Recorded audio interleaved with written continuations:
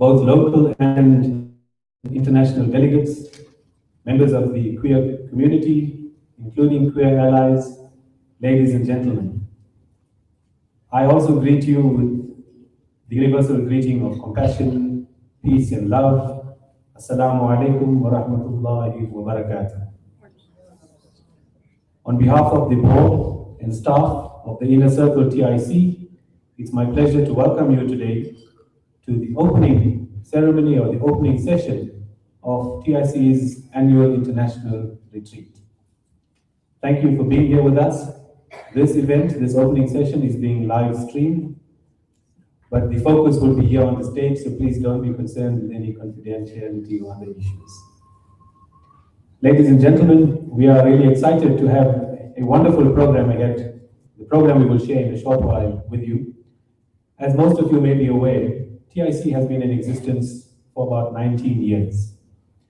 And this, the annual international retreat, is the 13th edition of the annual international retreat. So that's a wonderful achievement, 13 years in business.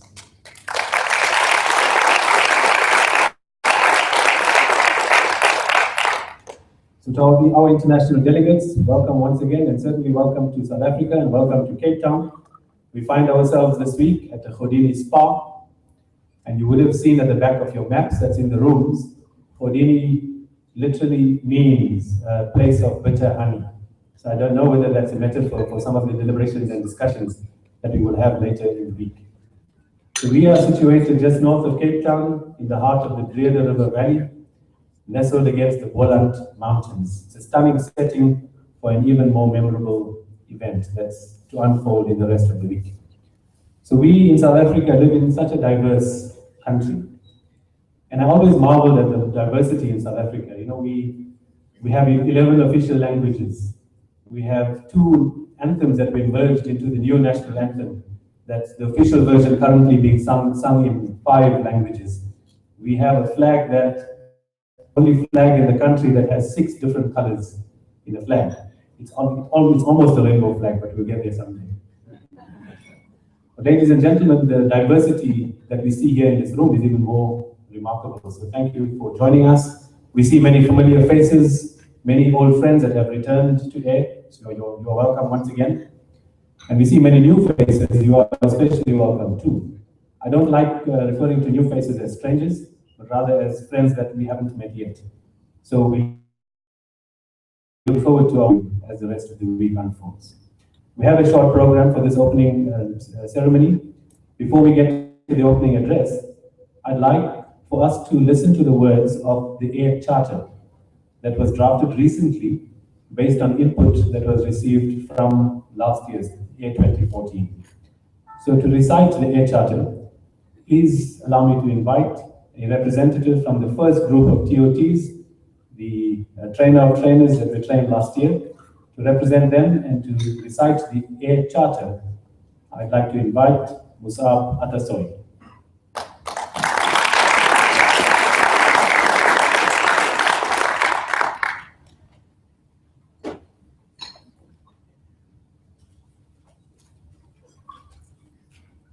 Assalamu alaikum wa rahmatullah, everyone. Welcome to our 13th annual international retreat. Our area is a safe space for queer Muslims and their allies who have an interest in combating patriarchy, homophobia, and religious extremism that affects the lives of Muslims who are marginalized based on sexual orientation and gender identity. It's a safe space of personal empowerment, leadership development, spiritual upliftment, sharing of best practices, and movement building. AIR nurtures this safe space through encouraging confidentiality, respect for diversity, respect for differences, respect for personal space. In recognition of different sects and schools of thought within our faith traditions, AIR unequivocally promotes an all-inclusive and compassion-centered Islam. Thank you and welcome back.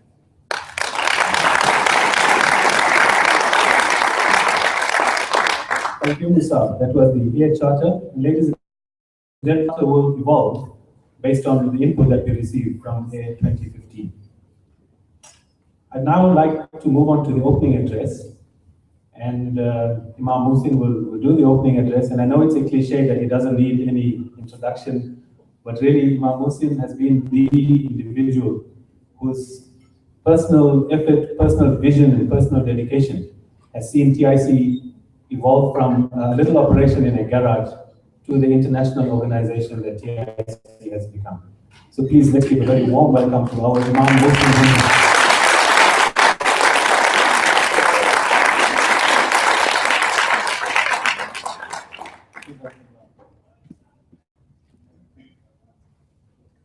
أعوذ بالله من الشيطان الرجيم بسم الله الرحمن الرحيم الحمد لله الذي هدانا لهذا وما كنا لنهتدي لولا أن هدانا الله. We seek refuge in Allah against all forms of negativity, that which is within us, outside of us, that which is seen and unseen. I begin in the name of the most compassionate, the most merciful. And we thank Allah for guiding us to this space. Was it not for the guidance of Allah, surely we would be lost. Allah says in the Quran, وَلْتَكُمْ مِنْكُمْ أُمَّةٌ يَدْعُونَ إِلَى الْخَيْرِ وَيَعْمُرُونَ بِالْمَعْرُوفِ وَيَنْهَوْنَ عَنِ الْمُنْكَرِ وَأُولَٰئِكَ هُمُ الْمُفْلِحُونَ. So let there arise out of you a band of people working towards good and forbidding what is wrong. They are the ones who are successful. So we live in a global context where we are bound together politically, economically, and even electronically, more so than ever before. But yet, ironically, we are more violently divided and disunited. Religion, in particularly Islam, has become associated with violence and intolerance, and it's seen by extremism and exclusivism. Patriarchy seems to be at the root of it. So in response to this disturbing reality that we are here assembled today for this, to share our knowledge, our experiences, and to build a strong movement. A movement that's calling for the return of an Islam that is all-inclusive and compassion-centered. The essence and practice of compassion is a fundamental tenet of all major faiths, including Islam. So while the Ummah is completely in disarray, crying out for help and for solutions, we are noticing Muslim communities evolving. Pockets of critically inquiring Muslims are establishing places of worship that are inclusive and are compassion-centered. Muslim feminists are taking to the pulpits claiming their space is equal to. We have never before seen so much religious leaders that are supporting us as they are now. So this is indeed for us a sign of change in the right place and at the right time.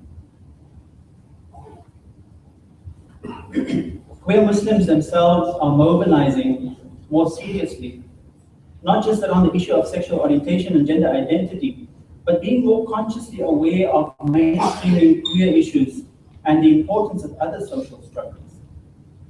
I'd like to believe that as a queer Muslim sector, we are now more ready than ever to collaborate more closely with one another, making social justice for all. So we are here this week to share our experiences in combating patriarchy and religious extremism from our own context, the challenges we are facing, our successes, and our contribution to the movement. As TIC, we have also opened the space for inner reflection, for spiritual healing, and for empowerment. We as TIC endeavor to keep this space as safe as possible for this to happen. And we ask for your cooperation in making it as safe as possible for yourselves and for others. So you may be curious why we have this statement on the wall: if you're not queer, if it's not queer, it's not halal. We were sitting in a board meeting one day, and it just came up, and I said, no, that's the next statement for this retreat. So for TIC, queer is an all-encompassing term that includes, but crucially goes beyond the sexual orientation label. Queer for us is questioning, queer is to challenge, queer is to be challenged, queer is inclusive of diversity, queer is inquiring, and queer is vulnerable. And if these rights are taken away, it cannot be halal. We've taken your feedbacks and evaluations of previous AIR seriously, and we've endeavored to improve on the AIR program for this year. AIR will always be a challenging space. That's something we cannot avoid. It will be a challenging space spiritually and intellectually for most of us. We don't intend to change that because we believe that through challenges, we grow. And the quality of a successful movement lies in the amount of personal and social challenges it is able to endure.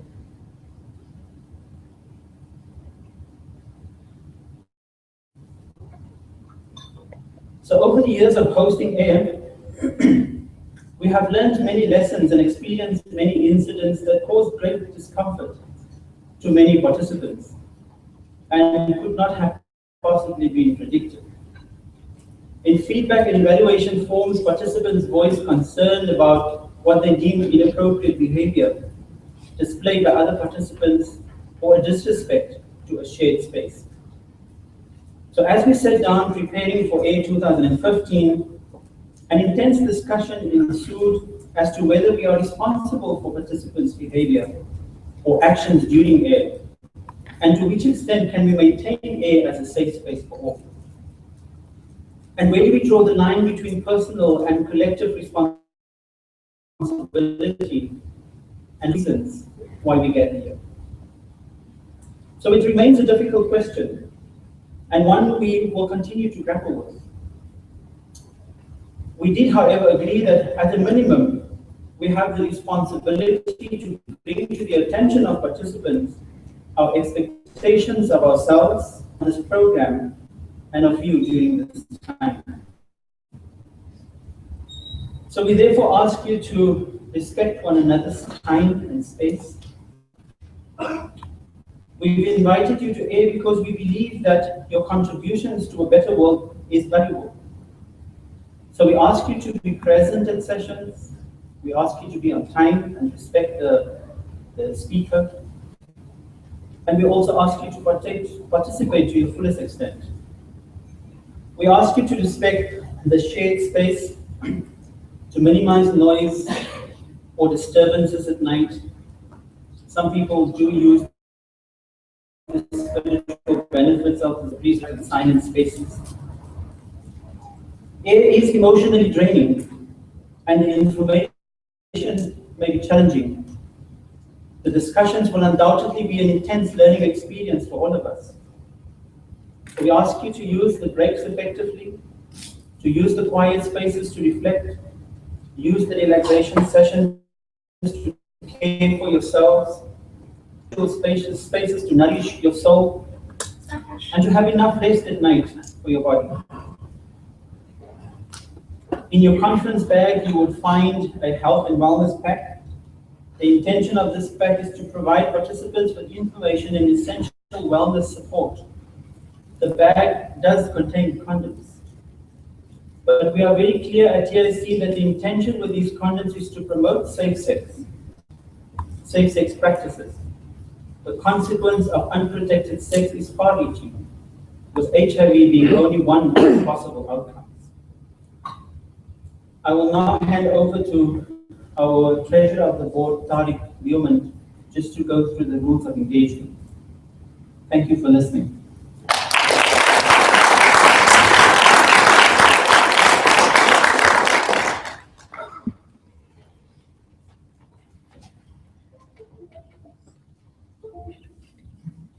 Assalamu alaikum everyone, and may I extend a very warm welcome to It's a great privilege for all of us to be experiencing there.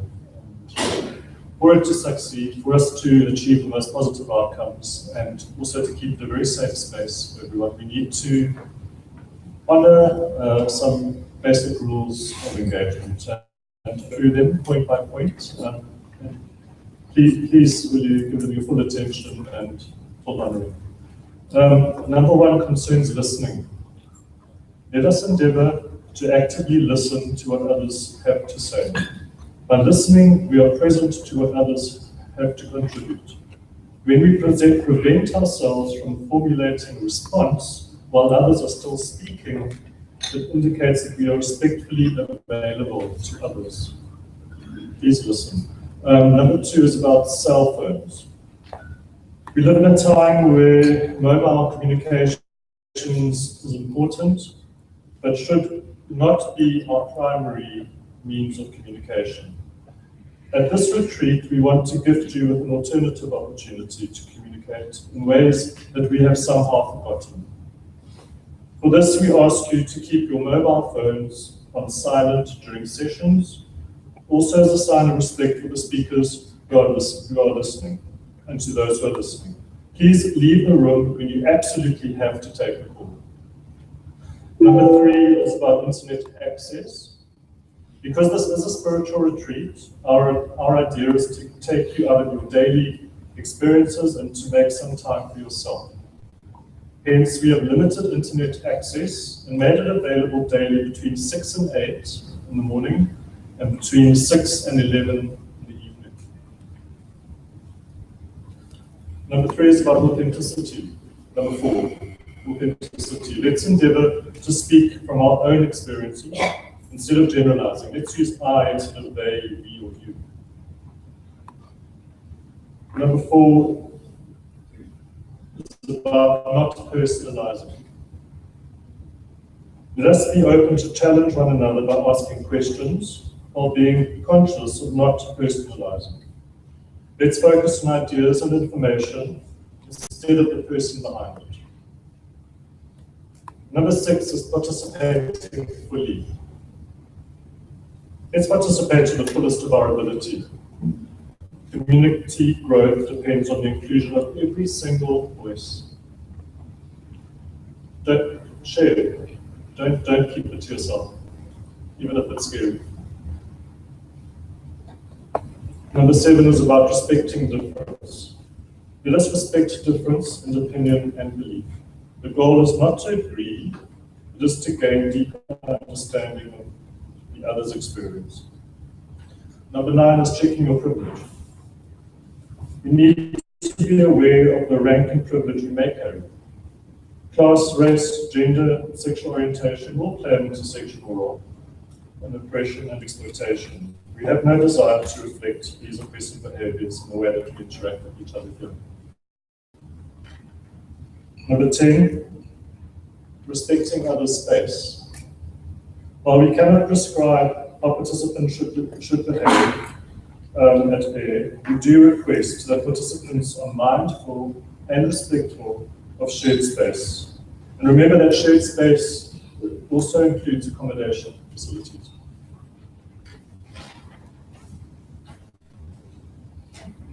Now, mutuality. We need to keep this a safe space for everyone. During registration, you were given a choice of confidentiality stickers. Just to remind you, a black sticker on your identity tag means that you do not want your voice or your face to be recorded. An orange sticker means that you have granted permission for your voice only to be recorded. And a green sticker means that you have granted permission for your voice and your face to be recorded. Crucially, these permissions do not apply only to the official TRC film crew. They also apply to all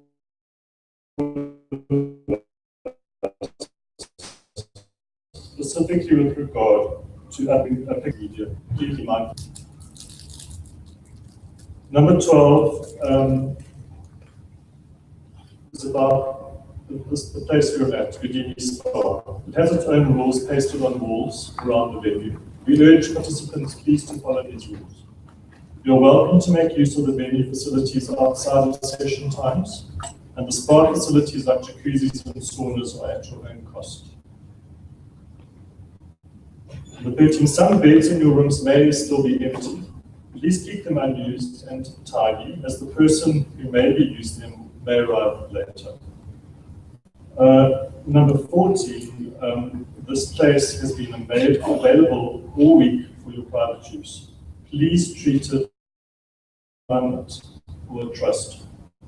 When something is entrusted to us, let us endeavor to return it in the same way it was given to us. Every year, TRC unfortunately has to cover the damages caused by certain participants, and that's money we could use far more effectively. I sincerely hope that you understand that all these guidelines have been laid down with your best interests at heart, for the safety of all and to achieve our desired outcomes of building an effective movement that seeks to amplify the voices of queer misfits globally. We thank you in advance for your commitment and your cooperation. Shukran.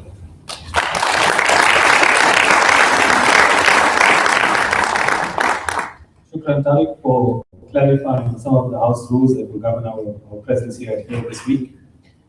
I'd now like to invite Desert Rose to perform one musical interlude before we head to the rest of our program and conclude.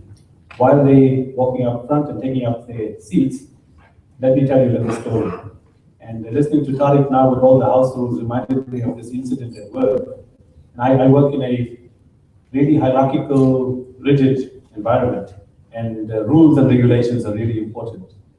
But one day at the hospital I work at, we had a patient in one of the side wards who was quite a stable patient, but suddenly we heard a piercing scream coming from the patient's room. And it's only subsequently we realized that it was one of the nurses who was attending to the patient who was actually dyslexic.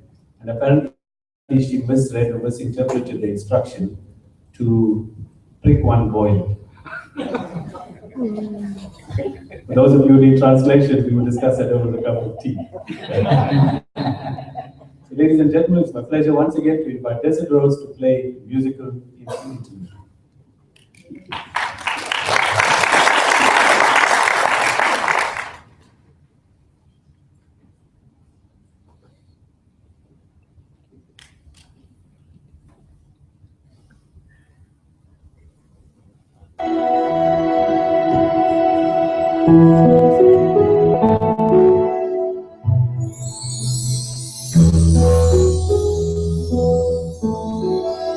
There's only one,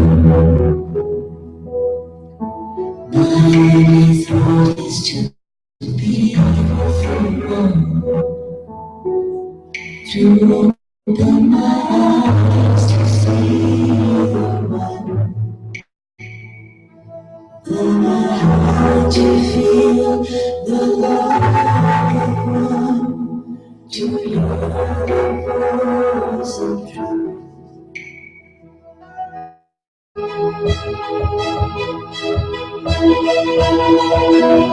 There is only one.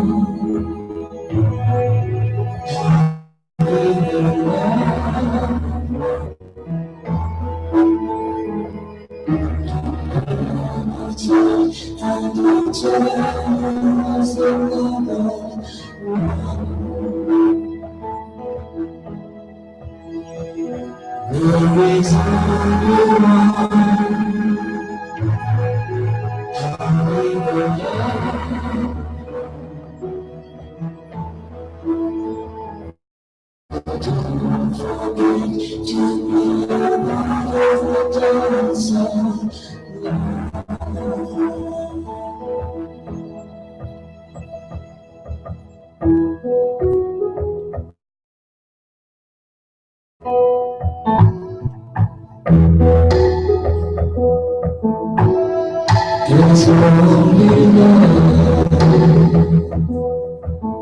My only thought is to be this love, to open my heart to feel the love, my eyes to see the light of one, to the voice of truth.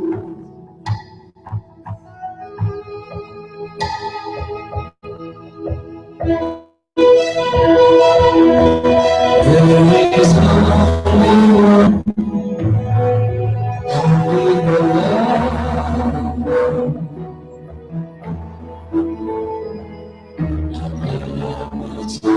And eternal is our love.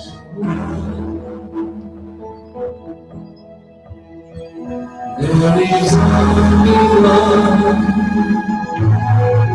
only the love.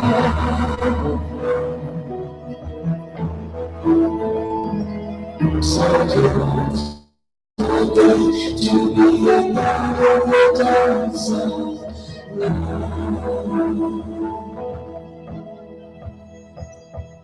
So don't forget to be a part of the dance of love.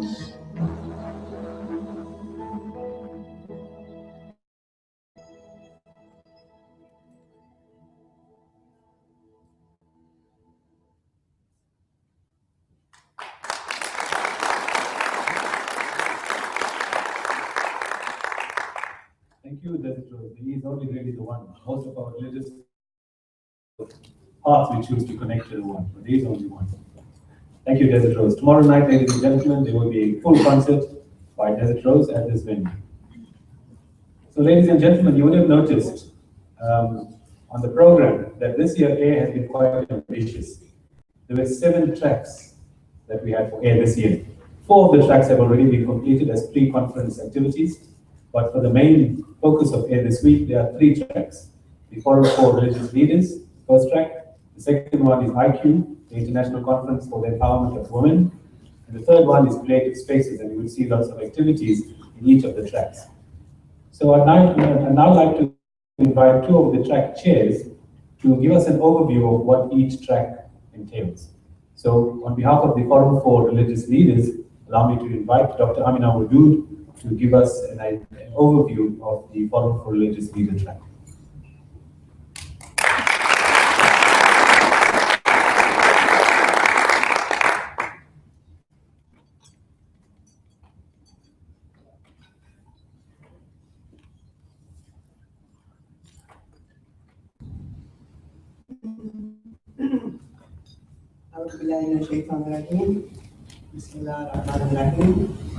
I begin, as always, in the name of Allah, whose grace I seek, and all other matters.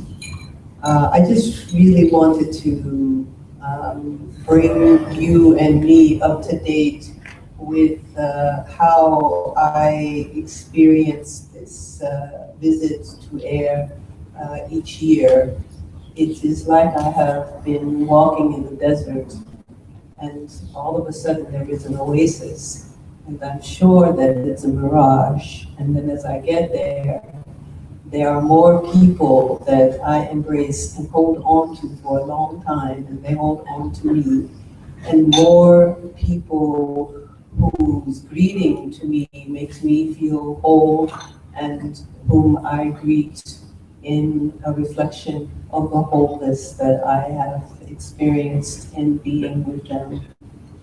Each of us, I think, have come here in our lives. We have experienced some dark moments, and even sometimes if we look at this point in history, we see those dark moments being repeated. But it is therefore more obvious that the light that you carry becomes essential for helping us through the dark times. So we're not going to erase darkness, because darkness is a part of the light. It is a part of the experience of being alive and of struggling. This is important, but you have all come here with work that you have done tirelessly, sometimes maybe frankly, but again, that is also part of the process. And it is nice to connect with people who are trying to move forward and to think about the future. we are actually making such a vital contribution to the Ummah. People will look back at this time, and yes, they might remember ISIS. I'm sorry to have to be the one to bring that into our presence. May they be rid of themselves very soon. But they will also see that there was a cadre of Muslims who resisted the temptation to allow the marginalization that has sometimes been forced upon them by certain sectors of the community to become their only identity. And instead, they embrace the idea that if it's not queer, it's not allowed. They have embraced the inclusiveness and they have embraced the wholeness. And that's what I see in you. And that is the reason why when I reach this oasis, my thirst is quenched and my heart is open. And I step forward from this moment trying to the jihad, because it is a battle, trying to resume the jihad with the favor of the experience of having been with ones who know what it's like to sometimes lose, and at the same time did not lose hope, did not lose heart, did not lose faith, but instead endeavor to make a representation of the kinds of things that they see ultimately will be a part of what it means to actually embrace the one and to embrace it with others. I apologize that I actually don't know about the details for the Forum of Religious Leaders, and I really just wanted to take the opportunity to be able to speak to you from my heart, because it is one of the great blessings for me to experience this air with you each time that I come. And it is my honor to know so many of you and to have known you for so long. People are now marking decades they have done. So it's not some fly-by-night. It is a question of whether or not we put our faith to the test, and when we are tested, whether or not we decide we want to turn into something negative or we want to continue to follow our own light. So thank you for your light, and I look forward to it shining bright.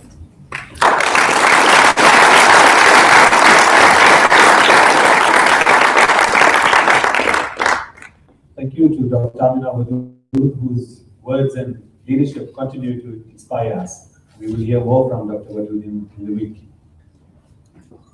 The next, the International Conference for the Empowerment of Women.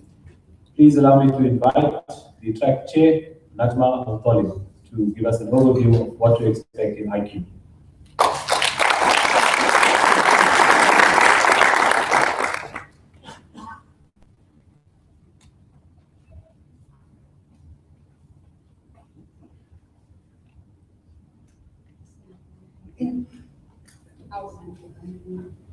I'm a guest, members of TIC and the board of TIC, members of Positive Muslim, national, local and international participants and guests of the air. I greet you all the universal greeting of peace. Assalamu alaikum wa rahmatullahi wa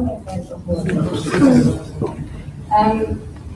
Welcome to the beautiful city of Cape Town in the beautiful country of South Africa. I can't help but to say that it is really an amazing country, a country that has been a forerunner in so many events of this life, particularly the freedom we've experienced since 1994, and South Africa could remain to be a center of peace and hope for many in the world, particularly if you look at the Palestinian cause. South Africa is very much in the forefront.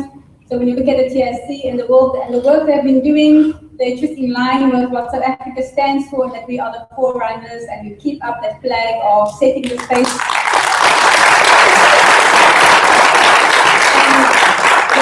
And we're taking the torch forward for establishing this movement for change, for the better, inshallah.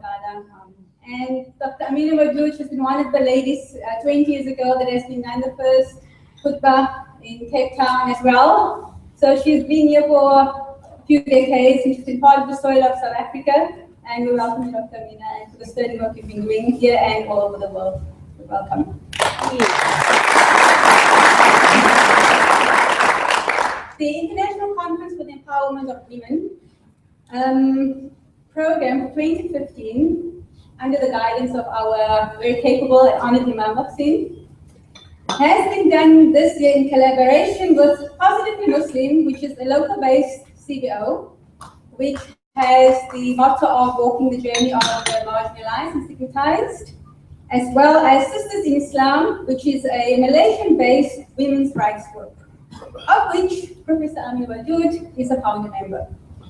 Sisters in Islam has found also the global Musawa, which means equality in Arabic, and Musawa was launched in February 2009 with the goal of being a global movement for equality and justice in the Muslim family. Musawa envisaged a world where free equality, non-discrimination, justice, and dignity are the basis of all human relations. Compared to the lived realities and experiences of many Muslim women globally, equality and justice is a dream shattered by the nightmare of patriarchy. Patriarchy in Islam is a system of male dominance and male superiority. In Muslim legal tradition, marriage presumes an exchange, the wife's obedience and submission in return for maintenance, nafaqah, and protection from the husband. The woman is then subjected to the man, considered inferior and dependent. The resultant inequality, which permeates then matters of financial security, the right to divorce, custody, and I'm sure many of you can have other real-life examples. According to Professor Amir Wadud, I'm quoting her, which is the pioneer in this field of patriarchy. She wrote inclusively in one of her work. She said that although this resembled the practice at the time of revelation, it is a patriarchal model that is irreconcilable with the women's agency and integrity in the 21st century, where women have made and will continue to make valuable and contribution in all areas of life, public and private. Women have taken up the space in terms of the minbar, they have taken up space in the business world, they have taken space in so many areas of the life. And this year, we're looking at the program of IQ as a tapestry of consolidating the movement building, woven with the multifaceted threads of empowerment. The IQ program kicks off tomorrow with movement building in different contexts. It will look at 7th century Arabia and the establishment of Islam as a movement for practices, strategy, and principle as applied by the Prophet, peace be upon him. It will look at the 21st century context and its impact on building movement strategies. Next on the session, we will have Farouk Al-Kaki, and we'll look at how we can use the legal framework as a tool for movement building and to advance changing. Wednesday morning is the IQ plenary, which is the title, Tenets of Movement Building.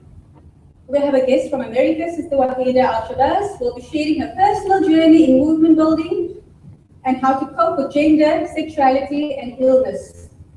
Dr. Professor Amina Wadud will be sharing her experiences, strategies, and best practices for movement building, which is more than capable of. I don't even have to say anything more, Dr. Amina. We will also have in the same plenary on Wednesday, we will have Dr. Shireen Al-Feki, who will be looking at the question of sex and women's sexuality rights in an Islamic context and how it relates to the Islamic social movement. This will be followed by mysticism as a tool for women's empowerment. The presenter will be a local presenter, Dr. Sadia Sheikh, who is very familiar to the age. She did the Jummah Khutbah last year. And she also wrote a book on the same subject. After lunch, we will have Leila Jagila, who will explore Quran and Hadith as authentic tools for movement building and women's empowerment. On Wednesday evening, the Positively Muslim members will host a safe space for the sharing of narratives as a process for healing and connection with self and others on their journey. And again, in the sharing of narratives, TIC know and is very familiar with the power of narratives and how it can be used to help others to on the journey, on this path, which is so many times require the necessary support.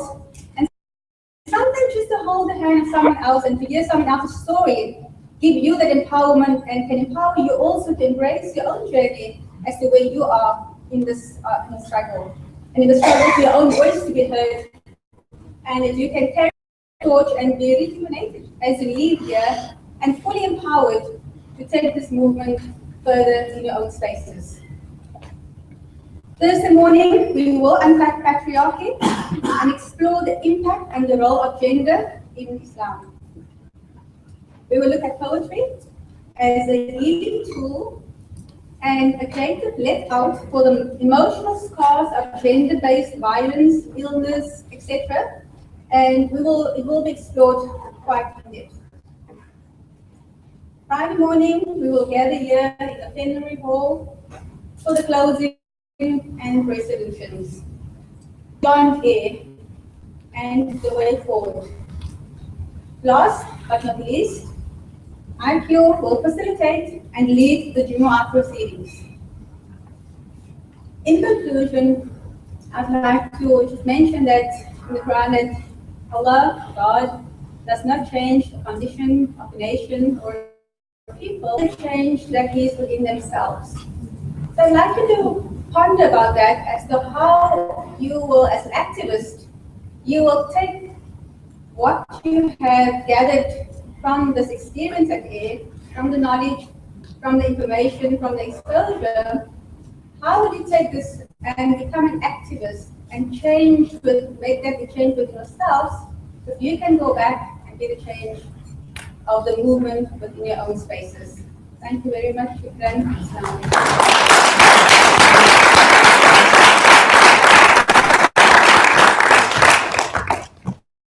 For giving us an overview of IQ. You would have seen in the program that the theme for this year's AIR is a continuation from previous year's themes, movement building towards creating a more inclusive and a more compassion-centered Islam. So it's quite a comprehensive program that we've developed for this AIR. I'd now like to invite the program manager of TIC, Abdul Karim Matthews, to give us an overview and some highlights of what to expect in the week on the AIR program.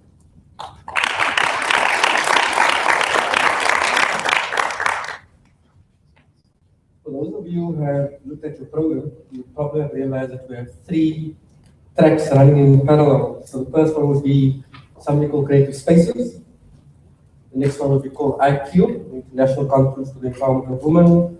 The last one would be called the Forum for Religious Leaders, the FRL. So if you look at the program, you'll see that it runs in tandem with each other at the same time. But perhaps one would say that if I'm being allocated to IQ, it might not sound too sexy, let me rather go to the Forum for Religious Leaders. And we're going to encourage you not to do something like it.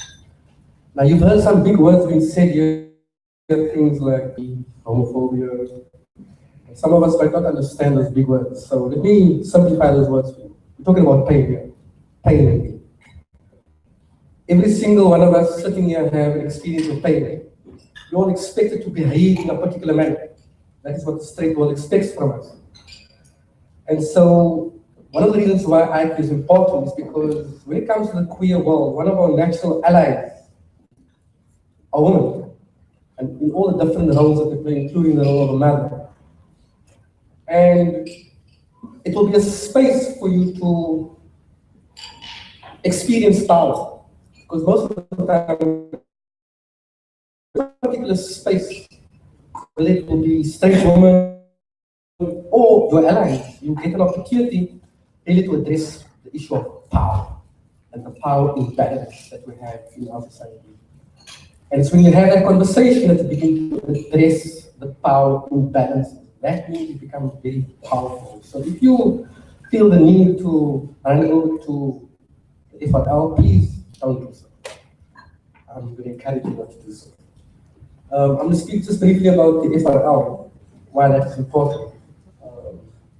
Most of us have an experience with the text, right? So normally an imam or the khalifa or the teacher would say to you, but the Quran says so. Basically what he's telling you is that that is his interpretation. And it's normally a male interpretation. So it's not the Quran saying so, and it's not Allah saying so.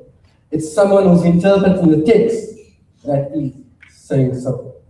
And so the reason why you need to be in the forum for religious leaders is because we're going to take the power away from the religious leaders in that session. Experts, but what really will be happening is that queer Muslims and straight females will all have an opportunity to do tafsir, to actually analyze the text and to interpret it in a way that is holistic and gives us power. In other words, we are all scholars as we're sitting here, and not just the person who has the title of Imam. And so, very importantly, I was supposed to talk to you about the rundown about IQ, and then the representative of IQ took that power away from me and said what some of the sessions will be and who will be running those sessions. And I welcome that, but I don't have to do it. And so I'm just going to give you one example of what the track looks like, right? So when we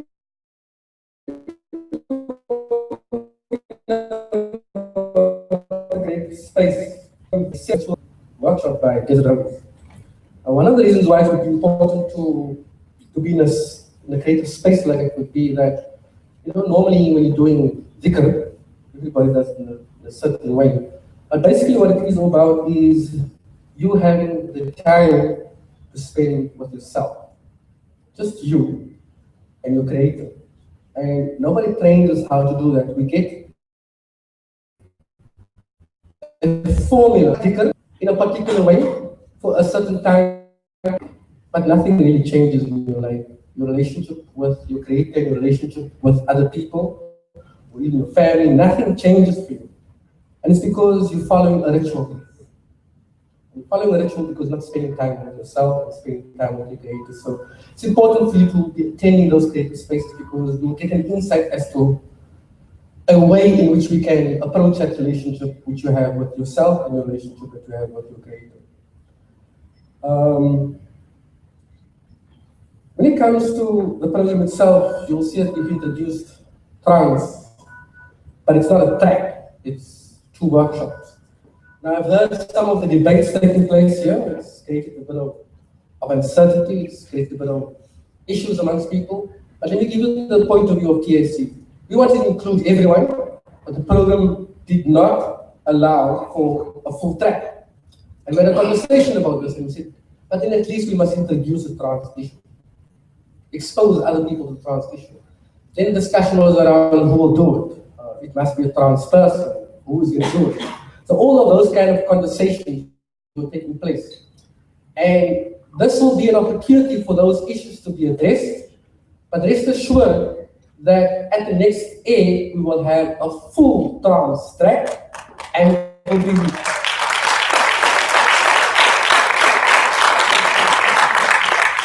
be planned and facilitated and executed by trans people themselves.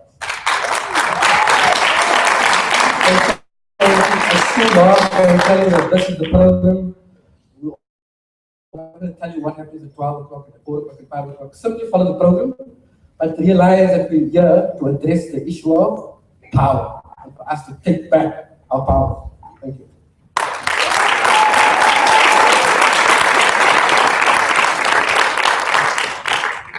Thank you, AK. The second last item on this program for the opening ceremony, opening session, that we engage in at each A. It's actually become quite a tradition now, and that's the candle lighting ceremony. And to facilitate that, I'd like to invite a fellow board member, Ridwan Ismail, to facilitate the candle lighting ceremony. I think he will explain how the process will work. Ridwan Ismail.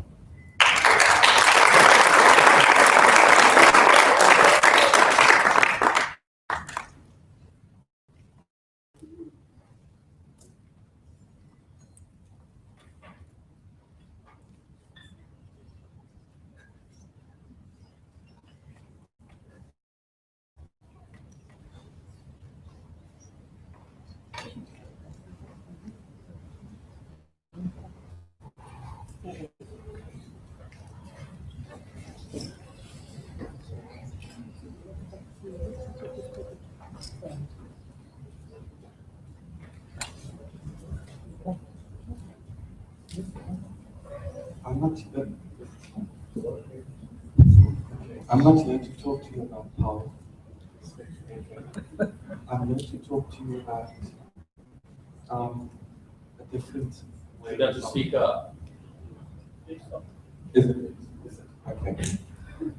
I'm not here to talk to you about power. Is that better? Okay. I'm here to talk to you about it differently. I was asked to initiate the candle lighting ceremony, and I wasn't quite sure how to start it until someone completely out of context sent me this this morning, and it's a quote from Mullah Nasruddin. And he says, "If I survive this life without dying, I'd be surprised." And I think that's extremely powerful. We are experiencing life, and we're experiencing transitions all the time. We're experiencing changes all the time in ourselves, and we have to depart from parts of our old and engage with parts of our new. We depart in our journey with people, they move on, they pass on, they move on in different forms, in different energy forms. And in doing so, this act is about commemorating, remembering, or celebrating and holding the memory of people that we have lost. That we have lost through struggle, that we have lost through illness, that has struggled through life. So I will now light the first candle.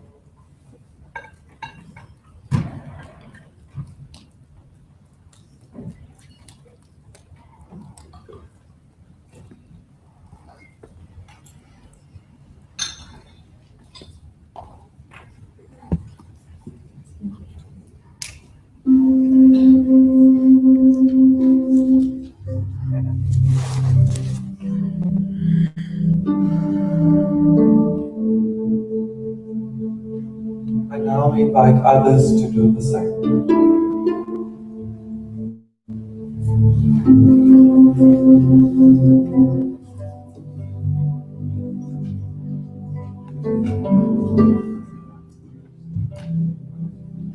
You're welcome to come up to the mic and say something, a blessing or prayer, or just remembering somebody that you love and still love.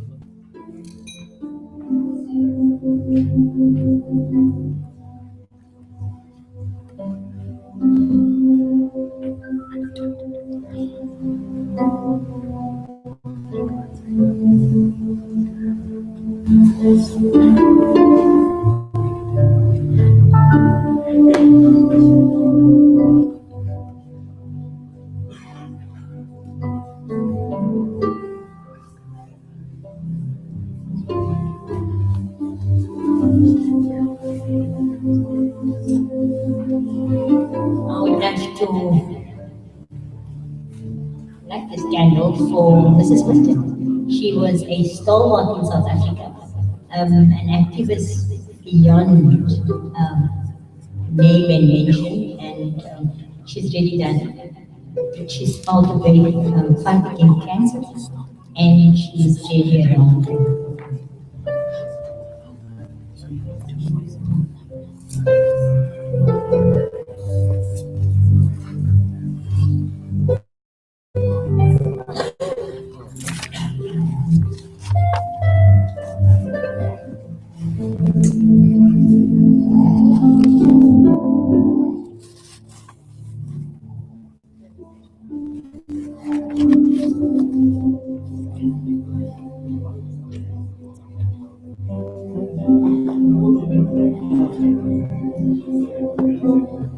Is that how I see it?